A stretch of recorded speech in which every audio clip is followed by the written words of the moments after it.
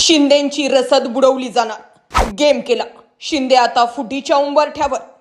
रवींद्र चव्हाण प्रदेशाध्यक्ष झाले तेव्हाच शिंदेंना हटवण्याच्या हालचाली वाढल्या. फुटलेली बातमी उडत नाही. उद्या 20 आमदार फुटू शकतात, कारण भाजपची फिल्डिंग. स्थानिक स्वराज संस्थांच्या निवडणुका. उद्याच्या निवडणुकात काय घडेल हे सांगणाऱ्याच ठरल्या. शहा सुद्धा गेममध्ये सामील. नेमकं घडलंय काय?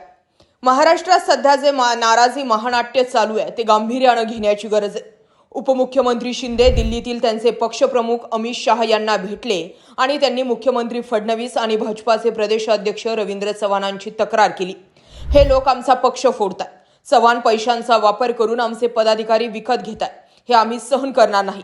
शिंदे यांच्या या तक्रारीवर अमित शहा फसकन हसले. शिंदे यांनी विचारलं, साहब आप क्यों हस रहे हो? यावर शहा म्हणाले, कोण कोणाचा पक्ष फोडत आहे? मुळात तुमचा पक्ष हा आम्ही म्हणजे भाजपानं फोडाफोडी करून बनवला.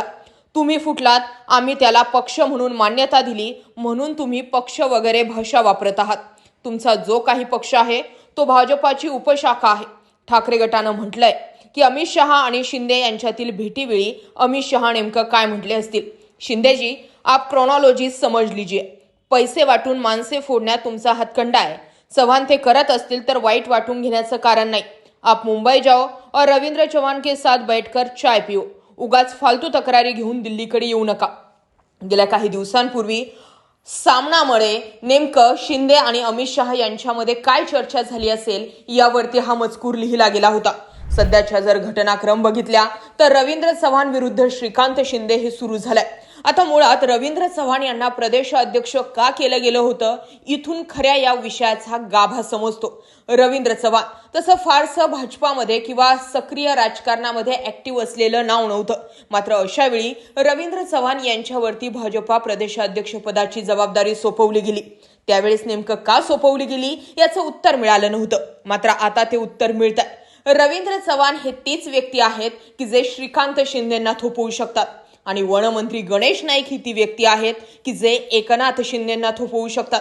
रवींद्र चव्हाण म्हणतात की देवेंद्र फडणवीस मुख्यमंत्री झाले त्यानंतर डोंबिवलीला निधी मिळायला लागला. श्रीकांत शिंदे म्हटले की एकनाथ शिंदे मुख्यमंत्री झाल्यापासूनच डोंबिवलीला निधी मिळायला लागला. रवींद्र चव्हाण असं व्यक्तिमत्व आहे की जे श्रीकांत शिंदेंना थोपवण्यासाठी सोबतच घेराबंदी करण्यासाठी ऍक्टिव्ह केलं गेलेलं आहे आणि म्हणूनच भाजपा वरतून ताकद देते. नंदुरबार, जळगाव, सोलापूर वेगवेगळ्या ठिकाणी भाजपाचे पदाधिकारी फुटले. वेगवेगळ्या ठिकाणी शिंदेचे पदाधिकारी फुटले.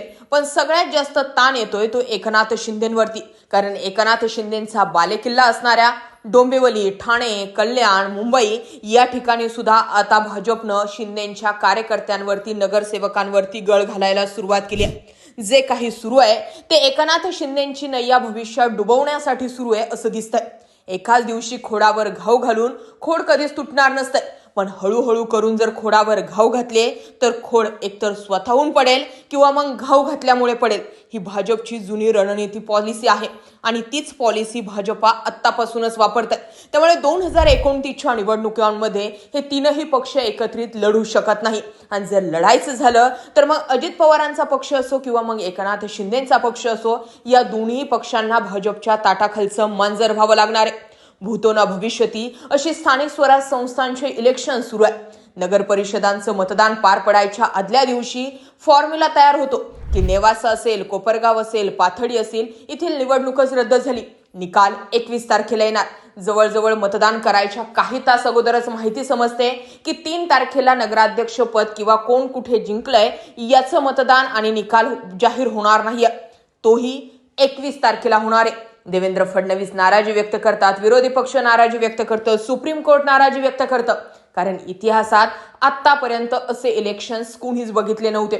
मग सबकुछ मॅनेज वरती जर आता निवडणूक आयोग आलाय आणि माणसं म्हणून किंवा मतदाते म्हणून आपण बघ्याच्या भूमिकेत आलोय, कुठलाही लढा उभा करत नाहीये, याचा अर्थ हीच पॉलिसी आणखी लॉंग टर्म चालणार आणि मग सबकुछ भाजप आणि भाजप म्हणेल तसंच रणनीती अवलंबली जाऊ शकते. या सगळ्या गोष्टींचा विचार करायचा जर ठरला तर एकनाथ शिंदे आणि अजित पवारांना सुद्धा भाजपाशिवाय पर्याय दिसत नाहीये. किमान राजकारणात जिवंत तर राहता येईल. आता पुढच्या काही काळांमध्ये विरोधी पक्षही शिल्लक राहणार नाही, तसा तो आताही राहिलेला नाहीये. मग या सगळ्यात भाजपाला महाराष्ट्रात एक हाती वर्चस्व मिळवायचंय आणि त्यासाठी सबकुच केलं जाणार असं चित्र आहे. साम दाम दंडभेद ही रणनीती वापरली जाणार आणि शिंदे जे हळूहळू करून वरचढ ठरण्याचा प्रयत्न करतायत त्यांचा पहिला दिल्लीचा ऍक्सेस कापला जाणार आणि त्यानंतर महाराष्ट्रातला ऍक्सेस.